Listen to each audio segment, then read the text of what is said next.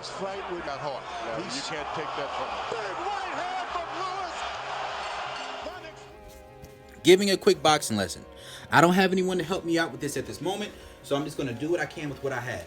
But this is the reason why most boxing coaches don't teach people to use the peekaboo style. One, it's very physically taxing. Most people who use the peekaboo style are going to develop a certain level of back issues because of the excess head movement, right? And when I first started boxing, they used to call me Little Mike because I would go in there and I would use the peekaboo style myself.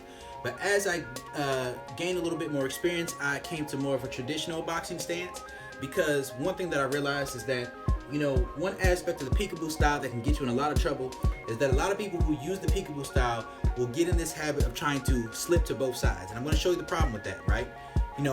My personal belief is that if you're going to slip, you can slip one, go under the next one, right? So let's say somebody throws a 1-2. You slip the one, go under the 2, right?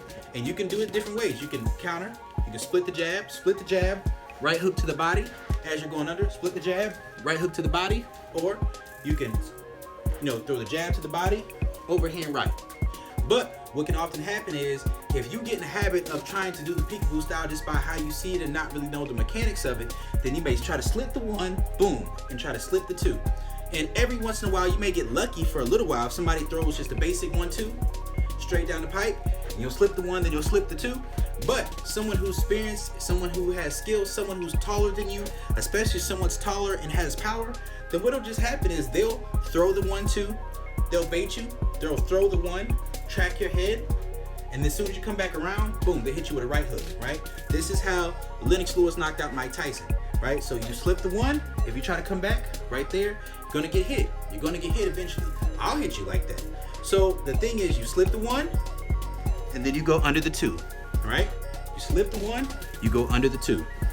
And if you're on the other side, let's say you want to take more of an offensive posture and you're worried less about your safety and more about trying to knock the guy out, then you may, instead of being on this outside of this is the jab hand, right? Instead of being on the outside of this jab hand where you can just work your jab and throw your punches and find your spots and your openings, what you can often do is you're going to get into this position right here where you're slipping the right hand and you're mostly have your hands up, you're parrying the jab.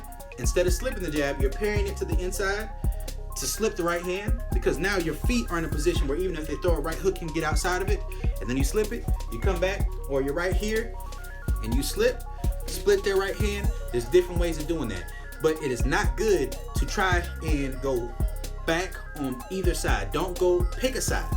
Pick a side for that position, for that time period that you're in, depending on what you're trying to do, and stick to that. Because if you don't, let's say you're right here and you're like, okay, I'm gonna slip the jab, I'm gonna parry the jab, and you're going outside the right hand, right? Go outside the right hand.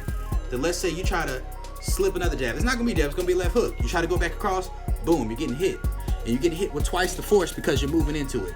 So what you just need to know is pick a side that you're slipping to and making sure that you're either parrying or going under or getting outside of completely that other hand, instead of trying to slip to both sides. That's the issue with the peekaboo style.